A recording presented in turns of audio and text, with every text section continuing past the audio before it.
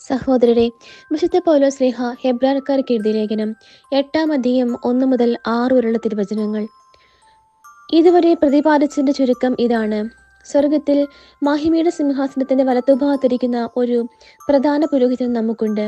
അവൻ വിശുദ്ധ വസ്തുക്കളുടെയും മനുഷ്യനിർമ്മിതമല്ലാത്തതും കർത്താവിനാൽ സ്ഥാപിതവുമായ സത്യകൂടാരത്തിന്റെയും ശുശ്രൂഷകനാണ്. പ്രധാന പുരോഹിതന്മാർ കാഴ്ചകളും ബലികളും സമർപ്പിക്കുവാനാണ് നിയോഗിക്കപ്പെടുന്നത്. അതിനാൽ സമർപ്പിക്കാനായി എന്തെങ്കിലും ഉണ്ടായിരിക്കുക അവനും ആവശ്യമായിരുന്നു. അവൻ ഭൂമിയിൽ ആയിരുന്നെങ്കിൽ നിയമപ്രകാരം കാഴ്ചകൾ അർപ്പിക്കുന്ന പുരോഹിതന്മാർ അവിടെ ഉള്ളതുകൊണ്ട് പുരോഹിതനെ ആകുമായിരുന്നില്ല. സ്വർഗീയ വസ്തുക്കളുടെ സാദൃശ്യത്തെയും നിഴലിനെയുമാണ് അവർ ശുശ്രൂഷിക്കുന്നത്. മോശ കൂടാരം തീർക്കാൻ ഒരുങ്ങിയപ്പോൾ ദൈവം ഇപ്രകാരം അവനെ ഉപദേശിച്ചു: പർവ്വതത്തിൽ വച്ച് നിനക്ക് കാണിച്ചു തന്ന മാതൃക അനുസരിച്ച് എല്ലാം ചെയ്യാൻ ശ്രദ്ധിച്ചു കൊള്ളുക. ഇപ്പോഴാകട്ടെ ക്രിസ്തു കൂടുതൽ ശ്രേഷ്ഠമായ വാഗ്ദാനങ്ങൾ അധിഷ്ഠിതമായ ഒരു ഉടമ്പടിയുടെ മധ്യസ്ഥനായിരിക്കുന്നത് പോലെ പഴയതിനേക്കാൾ കൂടുതൽ ശ്രേഷ്ഠമായ ഒരു ശുശ്രൂഷക സ്ഥാനവും അവന് ലഭിച്ചിരിക്കുന്നു. നമ്മുടെ കർത്താവായ മിശിഹായ്ക്ക് സ്തുതി. സഹോദരരെ, വിശുദ്ധ യോഹന്നാൻ എഴുതിയ സുവിശേഷം 3-ാം അധ്യായം 22 മുതൽ 31 വരെയുള്ള തിരുവചനങ്ങൾ.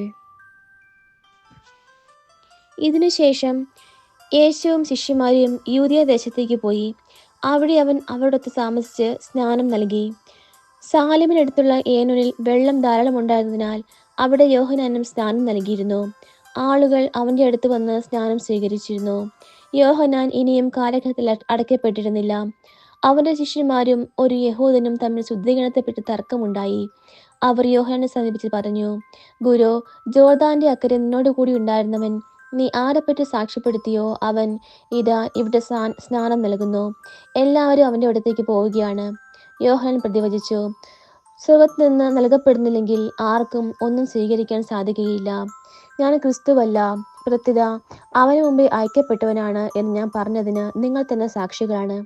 മണവാട്ടിയുള്ളവനാണ് മണവാളൻ. അടുത്തു നിന്ന് മണവാളനെ ശ്രവിക്കുന്ന സ്നേഹിതൻ അവന്റെ സ്വരത്തിൽ വളരെ സന്തോഷിക്കുന്നു.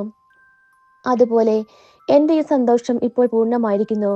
അവൻ വളരുകയും ഞാൻ കുറയുകയും വേണം. ഉന്നതത്തിൽ നിന്ന് വരുന്നവൻ എല്ലാവർക്കും ഉപരിയാണ്.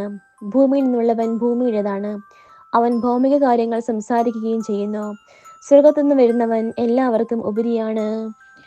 നമ്മുടെ കർത്താവായ മിശിഹായ്ക്ക് സ്തുതി.